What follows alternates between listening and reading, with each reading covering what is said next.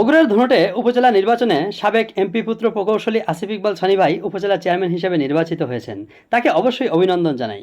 কিন্তু কিছু বেয়াদব ফেসবুকে কমেন্টে বা মেসেজে বা স্টোরিতে বা পোস্টে লিখছেন ষাঁড় বাঁশ খেয়েছেন, ঘোড়ার পা খোড়া হয়েছে। এটা কোন ধরনের ভাষা ভাই?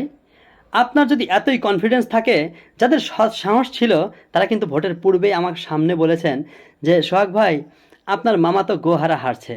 হ্যাঁ, আমার মামা টিআইএম নুরুন্নবী তারিক ৬,০০০ ভোটের ব্যবধানে হেরেছে। এই হারের কথাটা যারা আমাকে ভোটের পূর্বেই বলেছিলেন তাদের অন্তরাত্মা ঠিকই জানে। তাদেরকে আমি ঠিকই বলেছিলাম যে আসিফ ইকবাল সনি ভাই, আব্দুল হাই খোকন মামা কারোর সাথেই সম্পর্ক আমার খারাপ না।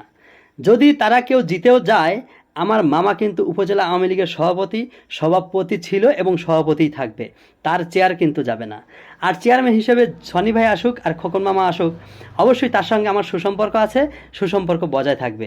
এখানে তাদের হারা জেতা দিয়ে কিন্তু আমার কিছু যায় আসে না। কিন্তু দুঃখ লাগে একটাই, যে যখন আমি কন্ট্রোল রুম থেকে 30টা সেন্টারের রেজাল্ট নিয়ে বের হলাম, বের হওয়ার পথে মেয়র সাহেব জানেন, আমাদের বাদশাহ মামা, তাকে কিন্তু আমি বের হওয়ার পথেই বলেছি, মামা আপনারা তো জিতে গেলেন। মামা কিন্তু বলেছে যে দেখো আমার গা এখনও ঘামছে, তুমি বলছো কিন্তু এখনও আমি কনফিউশনে আছি।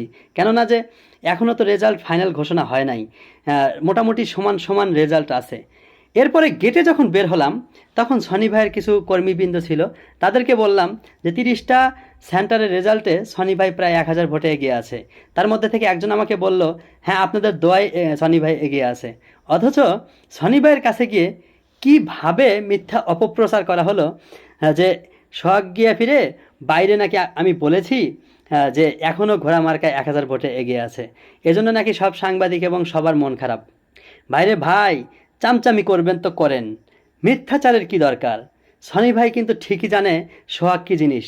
সত্য বলতে সোহাগ কিন্তু দ্বিধাবোধ করে না, সেটা আমার মামার হোক, সনি ভাইয়ের হোক বা অন্য কারো হোক।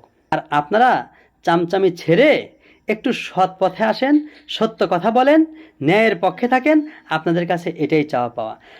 আর সর্বশেষ একটা কথা বলে যাই, সেটি হলো, এর আগে আব্দুল হাই খোকন মামা উপজেলা চেয়ারম্যান ছিল, তারপর আমার মামা টিআইএম নুরুন্নবী তারিক প্রফেসর উপজেলা চেয়ারম্যান ছিল, এবার সনি ভাইও নির্বাচিত হলো।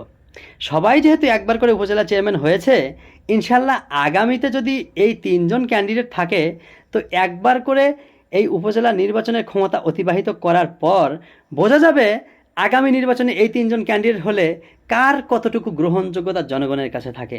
তখনই প্রমাণিত হবে আসলে কার গাফিলতি কতটুকু, কে কতটা সফল।